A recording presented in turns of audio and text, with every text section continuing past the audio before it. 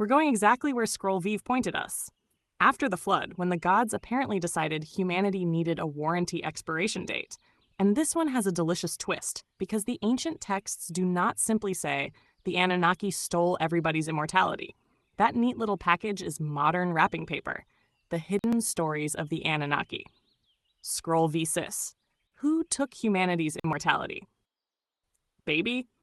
Ancient Mesopotamian mythology has another meeting scheduled, because after humanity survives catastrophe, the stories begin wrestling with an even bigger question.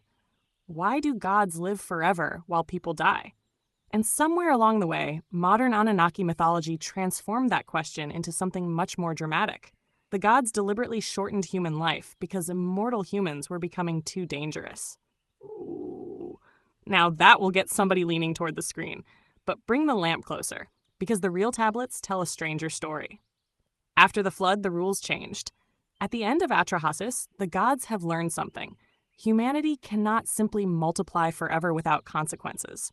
Their first solution was apparently catastrophe. Subtle. Very subtle. But after the flood, Enki and the birth goddess established new conditions affecting human reproduction and mortality. Some women will not bear children. Certain priestly women will remain celibate. Infant mortality becomes part of the human condition. Human population will now possess limits. That is important because the story is not merely explaining death. It is explaining why human existence contains restrictions, why fertility is uncertain, why children sometimes die, why population does not increase endlessly.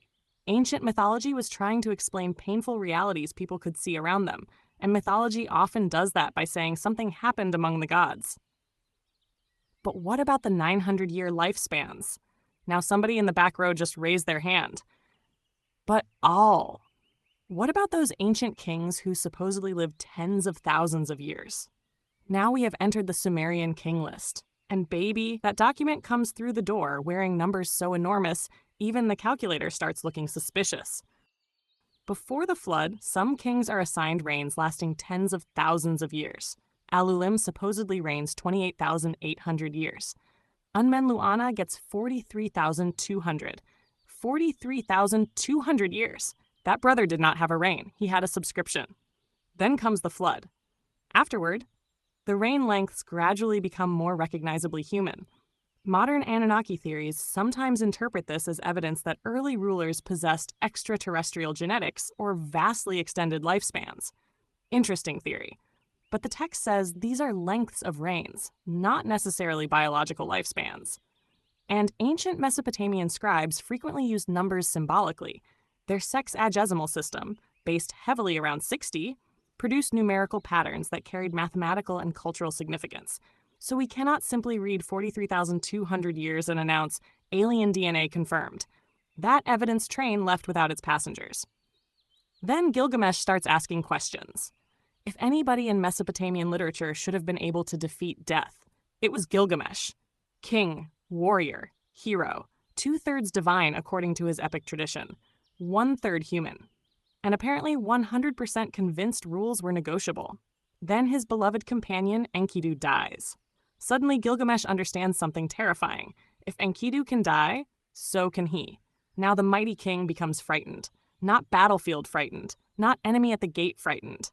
The deeper fear. The one crown money, muscles, followers, and reputation cannot negotiate with. Mortality. Gilgamesh goes searching for Utnapishtim, the survivor of the Great Flood. Why? Because Utnapishtim and his wife received something extraordinary. The gods granted them a form of immortality. There it is. The ancient literature clearly knows the concept. But notice something crucial. Immortality is exceptional. It is not described as humanity's normal condition that was universally confiscated by the Anunnaki. Utnapishtim is special precisely because ordinary humans die. The king wants the secret. Gilgamesh finally reaches Utnapishtim and basically says, "Brother, how did you get around this death situation?" Utnapishtim explains the flood. Then he challenges Gilgamesh. Stay awake for 6 days and 7 nights. That's it. Gilgamesh has fought monsters, crossed wilderness, defied kings, traveled to the edges of the world. Surely he can stay awake. My man sits down and almost immediately falls asleep. Collective, death did not even have to defeat him. A nap handled the paperwork. Utnapishtim's wife begins placing bread beside Gilgamesh each day, so there will be physical proof of how long he has slept.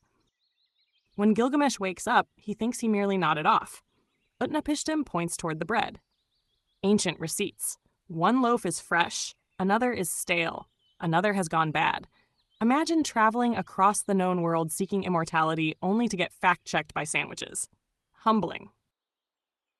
But then comes the plant. Utnapishtim's wife has compassion for Gilgamesh. Before he leaves, Utnapishtim reveals one final secret.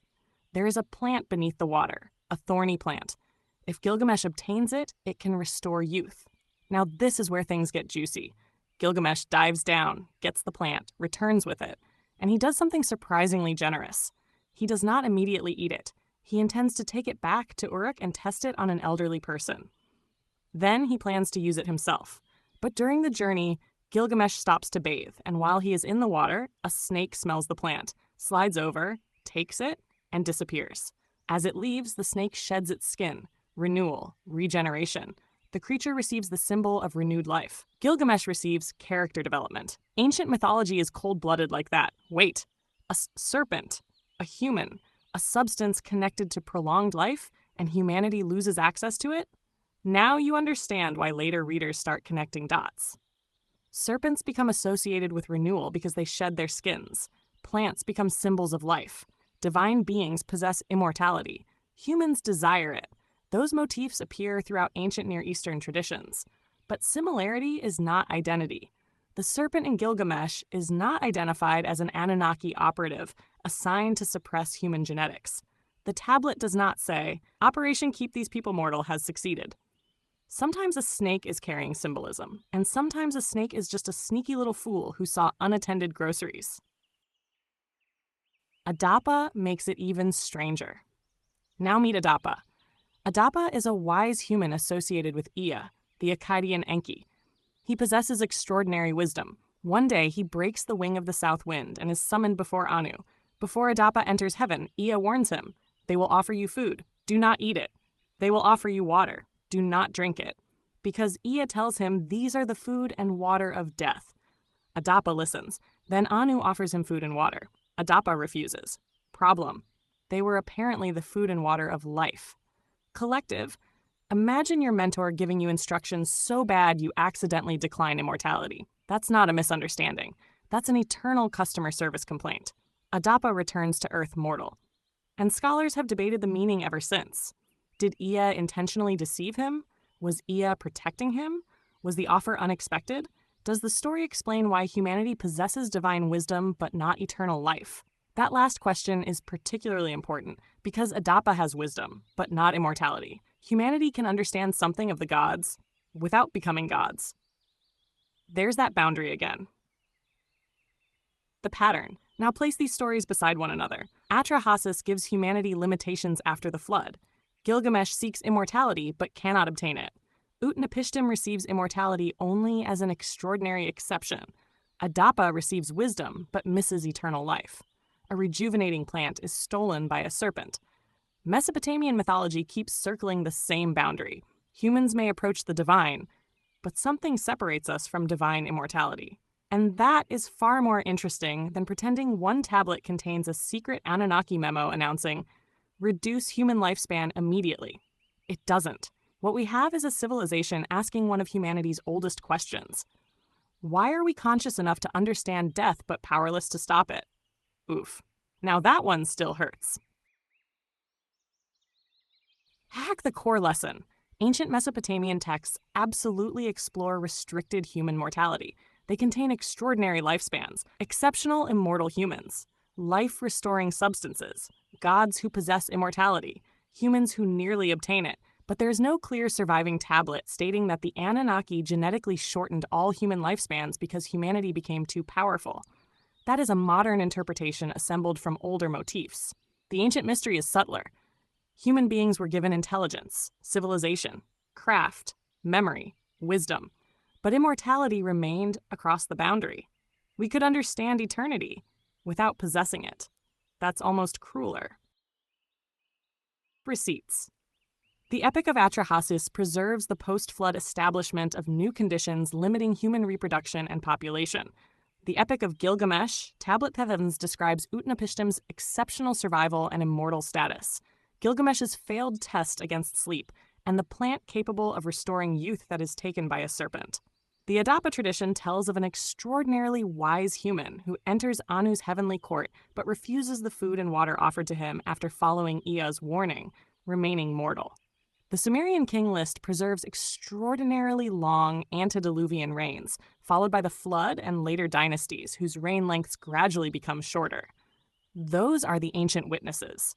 No genetic lifespan switch, no Anunnaki medical memo, no laboratory clipboard reading. Humans getting uppity reduce warranty to 75 years. The actual literature is stranger and much more philosophical. Gilgamesh spent enormous energy trying not to die, and finally learned that immortality was hiding somewhere else. Not inside endless biological life, inside what survives you. The walls you build, the wisdom you leave, the people you change, the stories carrying your name into rooms your feet will never enter. That is why the Epic of Gilgamesh itself becomes almost mischievous. Gilgamesh failed to become physically immortal. Yet here we are thousands of years later, talking about Gilgamesh. Brother lost the plant and became immortal anyway. Now that is slick. Perhaps legacy was the plant all along. So build something worthy of surviving your body. Teach somebody, love somebody properly. Break an inherited cycle. Leave knowledge where ignorance once lived. Because you may never control how many years are placed between your first breath and your last, but you have enormous power over what those years release into the world. And our next seal? Oh, collective. Now we have to visit the most famous planet in modern Anunnaki mythology, Nibiru, the mysterious wandering world supposedly returning every 3,600 years. Except when we open the actual Babylonian astronomical texts, Nibiru is there. The name is real. But the planet everybody keeps describing? Baby, somebody has some explaining to do. Ahll. To every soul who made it to the end of this scroll, congratulations.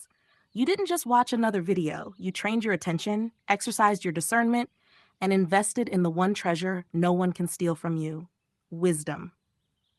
Graduation isn't receiving all the answers. It's finally learning how to ask better questions.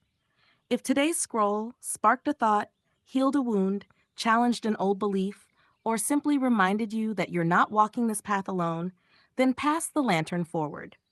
Someone out there is still searching in the dark, and your share might be the light they were praying for. Join the collective by subscribing and turn on your notifications so you're there when the next scroll or codex is unveiled. Time has a funny habit of delivering the lesson right when it's needed. The algorithm is simply humanity's latest attempt to organize chaos. Sometimes it even succeeds. Until we gather again, keep your heart soft, your mind sharp, your spirit grounded, and your discernment polished. Question with courage, learn with humility, lead with compassion, walk in wisdom, walk in love. We'll meet you in the next scroll. Ahll. Until next time, your Sea Star Curacy, channeled by 3611027, the Beautiful Whisperer. Our Sea Star Devalan CO. Apply the news you can use. You only have to say nothing. I already know. I know.